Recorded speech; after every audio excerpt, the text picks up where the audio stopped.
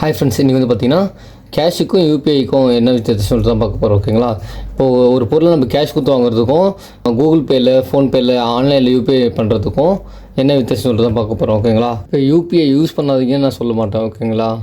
ஏன்னா யூபிஐயில் யூஸ் பண்ணோம்னா வச்சுக்கோங்களேன், நம்ம ஒரு அமௌண்ட் ஆன்லைனில் பே பண்ணிட்டு போவோம். எவ்வளோ அமௌண்ட் போகுது, எவ்வளோ வருது, அது எதுவும் தெரியாது நமக்கு. ஓகேங்களா? இப்போ நம்ம கேஷ் கொடுத்து ஒரு பொருளை வாங்குறோன்னு வச்சுக்கோங்களேன், அந்த அமௌண்ட் வந்து நம்ம கையிலேருந்து போகும். ஒரு 500 கொடுத்து ஒரு பொருள் வாங்குறோன்னா அந்த பொருள் ஒர்த்தா அப்படி சொல்லிட்டு யோசிக்க தோணும். இதே ஆன்லைனில் நம்ம அமௌண்ட் பே பண்ணோம்னு வச்சுக்கோங்களேன், கண்ணுக்கு தெரியாமல் அமௌண்ட் போகும். இதனால தான் நம்ம அமௌண்ட்டு கையிலேருந்து போகிறது நமக்கு எவ்வளோ போகுதுன்னு தெரிய மாட்டுது. ஓகேங்களா? ப்ராப்ளம் பாயிண்ட் என்னென்னு பார்த்தீங்கன்னா, யூபிஐ தான் ப்ராப்ளம் சொல்கிறேன் நான்.